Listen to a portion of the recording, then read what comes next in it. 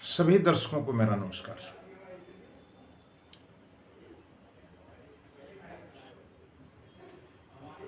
साथियों, हमारे जीवन में कुछ ऐसी कठिनाइयां आती हैं जिन कठिनाइयों को लेकर के हम विचलित भी होते हैं और असहज भी महसूस करते हैं। ऐसा क्यों होता है?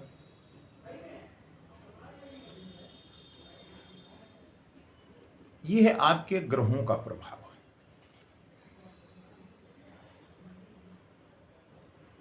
काफी संभावना इस बात की भी है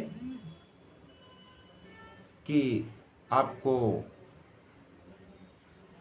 पितृदोष हो, आपको पितरों का आशीर्वाद प्राप्त न हो पा रहा हो। लेकिन जब आप पहुंचते हैं ज्योतिषाचार्य के पास, तो वो तरह तरह के उपाय बताने के साथ साथ आपको एक व्यापक खर्च बता देते हैं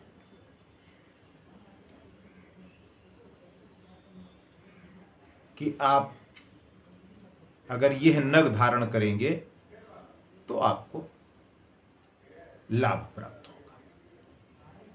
नग धारण कर लिया लेकिन लाभ प्राप्त नहीं हुआ। कारण यह है कि नग धारण करना क्या ग्रह दशा को सुधारने का या पितृदोष को सुधारने का एक ठीक उपक्रम है। दूसरी बात,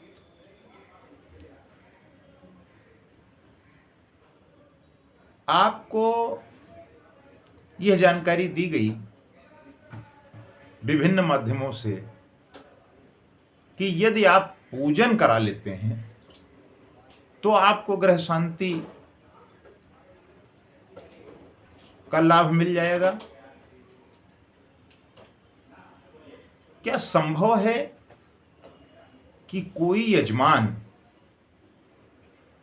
कहीं बैठा रहे और वो अपने विद्वान से अगर उसका पूजन करा ले धन भेज करके, तो क्या लाभ संभव है?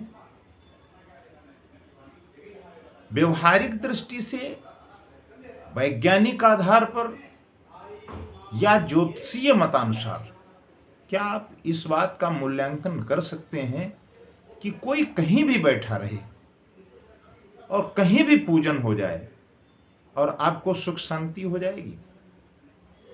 ये बात हमारे ज्योतिषीय वैदिक आधार पर पुष्ट नहीं होता है। इसका पुष्टिकरण नहीं है। आप यह कर सकते हैं कि अपने आचार्य के पास जाएं और वहां उनको संकल्प दें और उस पूजा में आपकी सहभागिता हो, आप उस पूजन में बैठें और उसके बाद आप लाभ की अपेक्षा करें, तब तो संभव है। लेकिन आप अपना काम करेंगे, गुरुजी अपना काम करेंगे और धन के आधार पर आपकी ग्रह शांति हो जाएगी, कदापि नहीं होगी। निश्चित रूप से आपके जीवन में जो अशांति चल रही है वो बाकायदा चलती रहेगी। इसके लिए आप अपने को बिल्कुल मानसिक रूप से प्रिपेयर रखिए, बिल्कुल मानसिक रूप से तैयार रहिए कि हमारा किसी भी दशा में इस तरीके से कोई कल्याण होने वाला नहीं। बहुत सारे जातकों के फोन आते हैं कि गुरुजी हम पारिवारिक कलह से परेशान हैं, संतान सुख नहीं है, आर्थिक स्थिति खराब है। काफी संभावनाएं हैं आज के परिप्रेक्ष्य में कि आपको पितृदोष। आज हम उसी बारे में आपसे चर्चा कर रहे हैं कि यदि आपको पितृदोष है तो आप स्वतः कैसे जानेंगे कि हमें पितृदोष है, या फिर उसका उपाय आप स्वयं कैसे करेंगे कि जो पितरों की शांति हो और उनसे आपको आशीर्वाद प्राप्त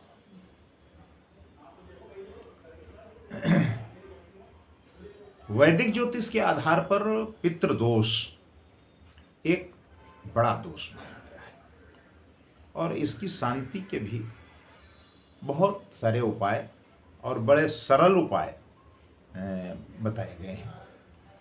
जिन लोगों के जीवन में पितृदोष होता है उनको अनेक कष्टों से गुजरना पड़ता है।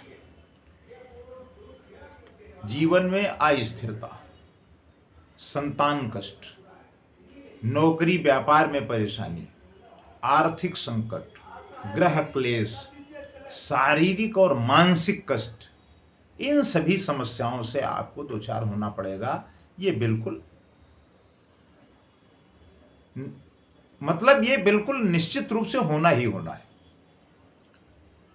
तो इसके मुक्ति के जो उपाय हैं उन उपायों को आप स्वयं सुगमता के साथ कर सकते हैं। हम कोशिश करेंगे कि आपको सरल उपाय बताए जाएं जो आप स्वयं कर सकते हैं।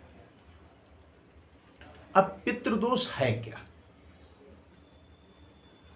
जब तक आप ये नहीं समझेंगे कि यह है क्या, तब तक आप इस समस्या का कैसे समाधान करेंगे? यह है पूर्वजों की अतृप्ति का कारण। आपके पूर्वज तृप्त नहीं है, अतृप्त है। ऐसा माना जाता है कि जब शरीर शांत हो जाता है, हमारे पूर्वज जो बड़े बुजुर्ग हैं उनकी आत्मा की शांति के लिए हम बहुत सारे अनुष्ठान करते हैं। क्योंकि कारण यह है कि जो पूर्वज हैं उनकी आत्मा अपने परिवार की ओर देखती है कि शायद वो मेरी मुक्ति का कोई उपाय करेंगे, और मुक्ति का उपाय करना ही पितरों का सबसे बड़ा सम्मान है। जब उनके प्रति आपका अनादर भाव होता है तो वो आपको श्राप देते हैं, आपसे रुष्ट होते हैं, और जब वो आपसे रुष्ट होते हैं तो आप पितृदोष की चपेट में आ जाते हैं और उसका दुष्परिणाम आपको भुगतना पड़ता है। अब कुछ ऐसी परिस्थितियां रहती हैं आपकी पत्रिका में, उन परिस्थितियों का मूल्यांकन करने के बाद हम लोग ये समझ जाते हैं कि अमुक जातक की पत्रिका के आधार पर यह कहा जा सकता है कि इनको पितृदोष है और इस पितृदोष के कारण इनके लिए यह कष्टकारी व्यवस्थाएं बनी हुई हैं जिसका उपाय करना इनके लिए आवश्यक है। भले ही आप ज्योतिष के जानकार नहीं हैं, लेकिन हम कुछ ऐसी चीजें आपको बताते हैं जो आप अपनी पत्रिका में स्वयं देख सकते हैं। यदि जातक के लग्न एवं पंचम भाव में सूर्य, मंगल एवं शनि हो पंचम भाव में, और अष्टम भाव में बृहस्पति और राहु स्थित हो, तो पितृदोष बनता है। इसके अलावा अष्टमेश या द्वादशेश का संबंध सूर्य या बृहस्पति से हो तो ऐसा व्यक्ति पितृदोष से पीड़ित होता है। दो कारण हो गए। वहीं अब तीसरा कारण समझ लीजिए, सूर्य, चंद्र एवं लग्नेश का राहु से संबंध होना भी कुंडली में पितृदोष का निर्माण करता है। तीन कारण हो गए। अब चौथा कारण, यदि कुंडली में राहु एवं केतु का संबंध पंचम भाव या भावेश से हो तो पितृदोष बनता है। अब कैसे पितृदोष बनता है?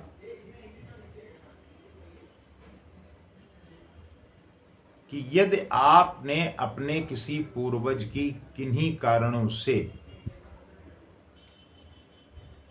हत्या कर दी या उन्हें कष्ट पहुंचाया, उनका अनादर किया और उनका शरीर शांत हुआ, तो भी आपको पितृदोष लगता है। उसका दुष्परिणाम आपको भुगतना ही होगा।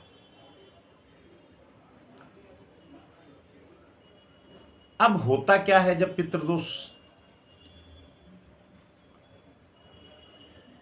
और आप उन लक्षणों से भी ये समझ सकते हैं कि पितृदोष क्या है। मानसिक व शारीरिक कष्ट, घर में विकलांग बच्चे पैदा हों, अकाल मृत्यु हो, विवाह में बाधा हो, वैवाहिक जीवन में क्लेश हो, व्यसन अधिक हो, आप मांस मदिरा और इन चीज़ों का सेवन करने की बहुतायत हो, नौकरी में कठिनाई हो, कर्ज हो, तो ये सब पितृदोष के मूल कारण होते हैं। इनके लिए आप उपाय करें तो आपके लिए कल्याणकारी होगा। बहुत सारे लोग इस बात को कहते हैं कि साहब हमें संतान सुख प्राप्त नहीं हो रहा है। तो संतान सुख प्राप्त न होने का एक महत्वपूर्ण कारण ये हो सकता है कि आपको पितृदोष हो। पत्रिका आप किसी अपने योग्य जानकार को दिखाइए, उन लोगों को के संपर्क में रहिए जो लोग ज्योतिष का व्यापार नहीं करते। जो लोग ज्योतिष का व्यापार करते हैं उनके पास जब आप जाएंगे तो आपका कम कल्याण होगा और गुरु जी का ज्यादा कल्याण होगा, क्योंकि उनको धन ज्यादा चाहिए। अब पितृदोष निवारण के जो शास्त्रोक्त उपाय हैं वो हम आपको एक दो बता देते हैं। अगर आप चाहें, आपको लगता है कि आपकी पत्रिका में ऐसा है तो आप कर सकते हैं। एक यंत्र बनता है, यद्यपि हम उसको डिस्क्रिप्शन बॉक्स में दे देंगे, आप बना सकते हैं। नहीं तो आप हमसे संपर्क कर सकते हैं और उसका ग्राफ बना करके हम आपको भेज देंगे। फिर आप उसको बना करके अपने यहाँ रखिए और उसका पूजन करिए, तो आपके लिए कल्याणकारी होगा। और पितृदोष की शांति के लिए सबसे सरल और सुगम उपाय है कि आपके पास पड़ोस में कहीं कोई नदी है या कोई पवित्र स्थान है, अमावस्या के दिन जाकर के वहां स्नान करिए और पितरों के लिए पूजन करिए। खास तौर से उसमें काले तिल अवश्य सम्मिलित करिए। यदि आप ये लगातार करते हैं तो पितृदोष से आपको मुक्ति प्राप्त हो सकती है।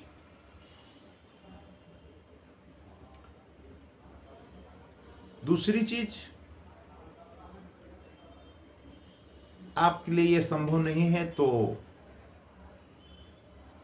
पितृदोष निवारण का मंत्र है, आप नोट कर सकते हैं, लिखा रहेगा, आप वहां से ले सकते हैं। ओम सर्वपितृ देवताभ्यो नमः। प्रथम पितृ नारायणाय नमः। नमो भगवते वासुदेवाय नमः।